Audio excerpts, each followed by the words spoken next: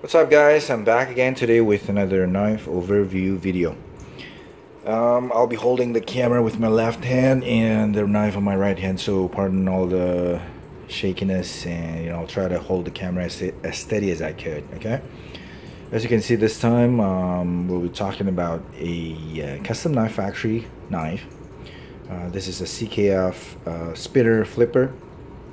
If I'm not mistaken, it's a collaboration between Custom Knife Factory and GAVKO Knives. Now GAVKO Knives is from the United States. Custom Knife Factory is from Russia. Now the maker of GAVKO Knives is a guy by the name of GAVKO, if I'm not mistaken. I think he's from Russia as well. I could be wrong. I'm usually wrong anyway, so correct me if I'm wrong. This knife is a limited edition, limited run, serialized. As you can see, it's 257 out of 500, and it's a frame lock design. A very sweet, very nice looking, tactical looking knife.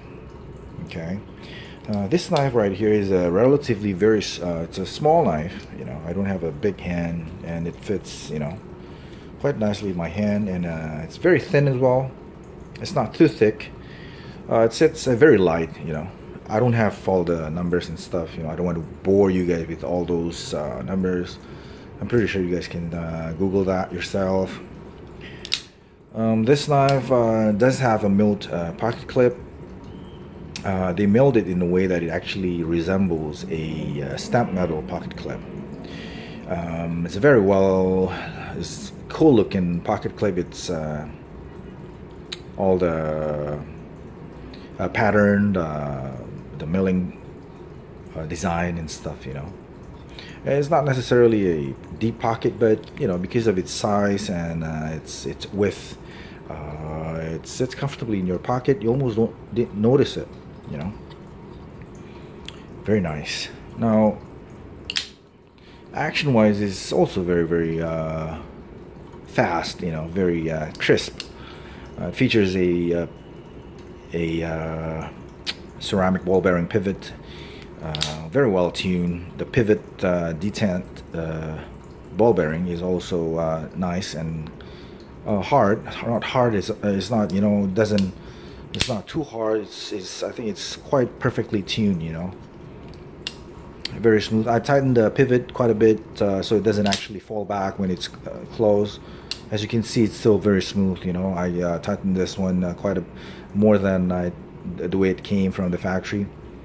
Now, as you can see, this knife doesn't have thumb stud. It does have a large thumb hole right there. Now, and upon close position, you would think it's weird how they designed the hole. And it almost looked like it doesn't fit the contour of the handle, but then when you open it, then you realize it actually follows this part right here of part of the handle.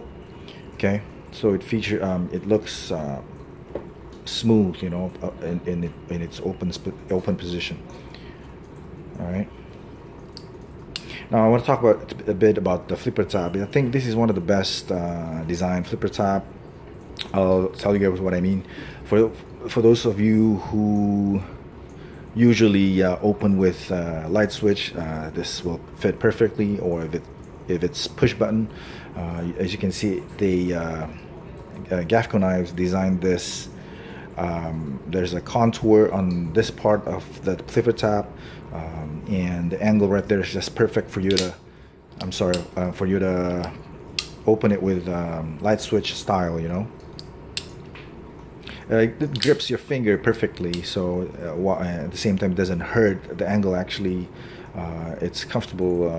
Well, it's not chamfered, but they angled it perfectly so it doesn't actually hurt your finger upon opening it. Okay, now and then for those of you who prefer the push button, this flat part right here, it's angled, or it's designed perfectly for you to do that, right? As you can see right there, you don't even need a super strong finger to deploy this knife. Just a light push and this knife will launch by itself. right? As you can see, very nice. It does have a hardened stainless steel lock insert, all right, and which you know, there will be no titanium to steel contact whatsoever, so it's gonna be good lockup. There will be no stickiness whatsoever. As you can see, the lockup is actually nice. Like I said many times, I don't appreciate too much of an early lockup. You know, I'd rather have something that it's actually more, you know, I don't like early lockups, put it that way. All right, check out the machining, the pattern of the scale. It looked like it's hurts your finger when you hold it, grip it. Actually, in fact, it doesn't. It's very comfortable. I don't usually do many hardcore stuff with my knife. So generally speaking, it's just regular stuff that I cut. You know, like nothing major, nothing hardcore. So I can imagine for people who use the knife extensively in a very hardcore condition, it will give you guys a very good grip with this groove milling on the scale. All right. And even though it's all angled and stuff like that, doesn't hurt your finger. It's very comfortable to hold in your hand.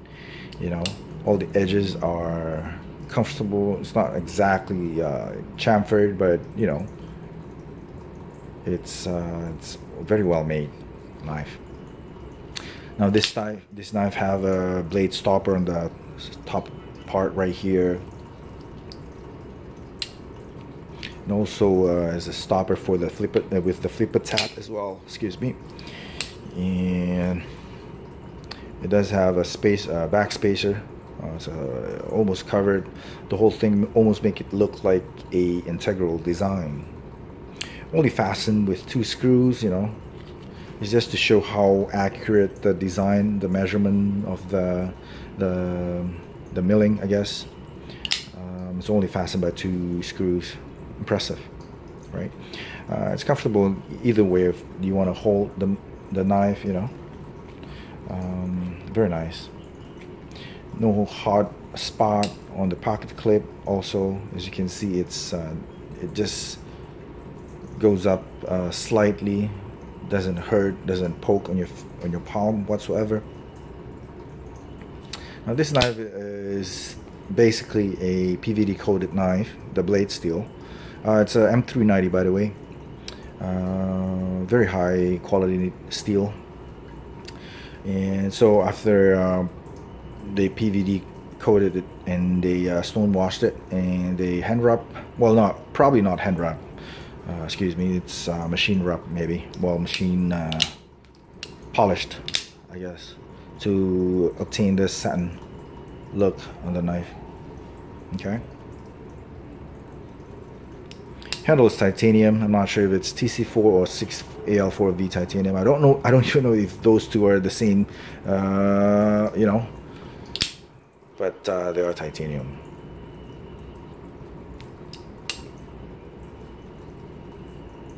Check out the knife.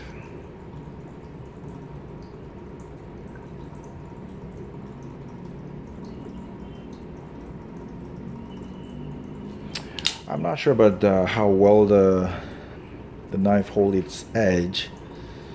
It's, you know, M390. Yeah, I guess it depends on how well the knife has been hardened, I guess, heat treated. M390 itself used to be one of the most top-notch blade steel for high-end knives, but now apparently it's been quite easily available to a lot of manufacturers. So, you know, previously I think only knives that's above $1,000 use M390. You know, nowadays you can get this for, you know, this knife, as you can see, it's very well priced. It's at $435 US dollars. You get yourself a sweet looking knife, very well crafted, well machined, well constructed, smooth action, top notch material, you know, M390 steel, serialized, limited, and stuff like that, right? Very well priced, very worth it in my opinion. What can you ask for more, right?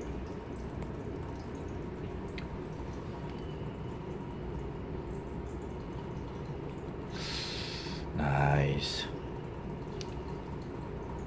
Like I said, I'm not sure if this is made in China.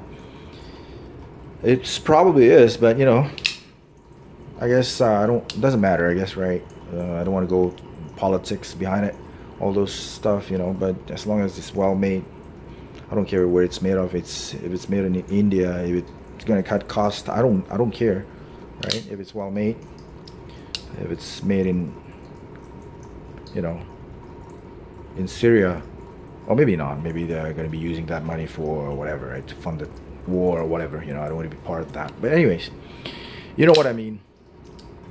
All right, thank you so much guys for watching. Sorry if the camera make you guys dizzy of all the movement and stuff like that. I'm in the office right now, so yeah, that's the stuff we do in the office, you know, we drink. All right, thank you so much, appreciate the time. Thank you for watching. If you haven't subscribed my channel yet, please do hit the like buttons. Okay, thank you. I'll see you guys in the next video. Bye bye.